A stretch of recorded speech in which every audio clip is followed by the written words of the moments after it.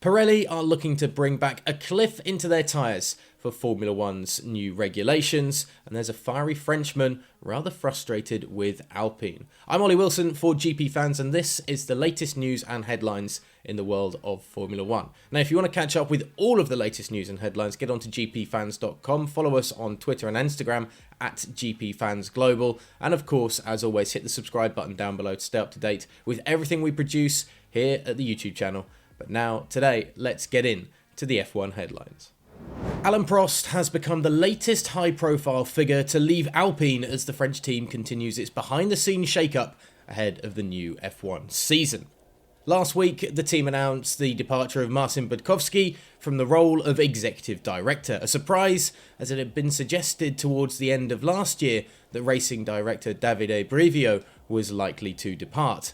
GPFans can confirm four-time F1 champion Prost will also now no longer be part of Alpine this year, after previously serving in an advisory capacity.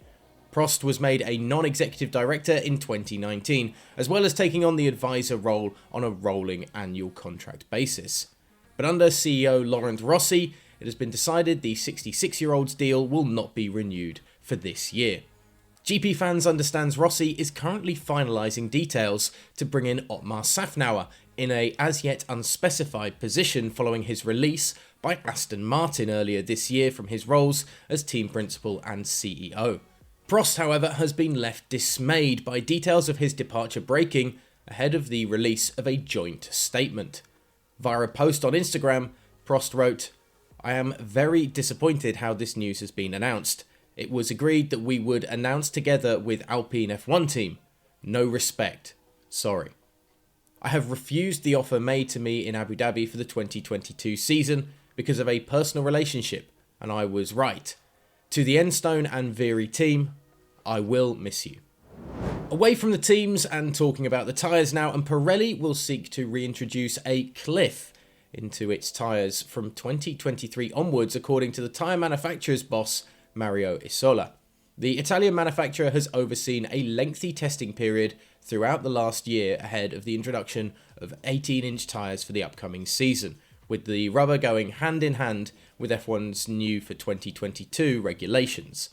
Drivers and F1 team bosses have been involved in the discussions with Pirelli as the manufacturer looks to outline their goals and targets regarding the fresh rubber for the upcoming season. Tyres in recent years have been criticised for a lack of degradation despite being too easy to overheat, meaning drivers have been forced to slow their pace to nurse the various compounds without the need for extra pit stops.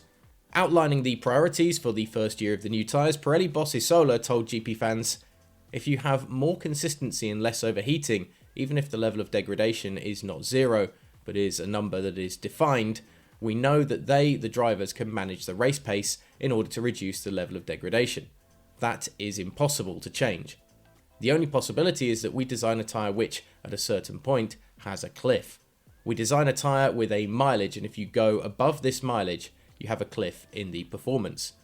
You can understand it's not easy. Each car is different, each driver has a different wear profile, each driver has a different driving style. If you put in the same document all those targets, they are not easy to achieve." So Pirelli trying to make the sport a little bit more interesting as we move into Formula One's new era. Will they be able to do it? Let us know your thoughts in the comments section below. And do you side with Prost or Alpine in the handling of their decision to part ways this season?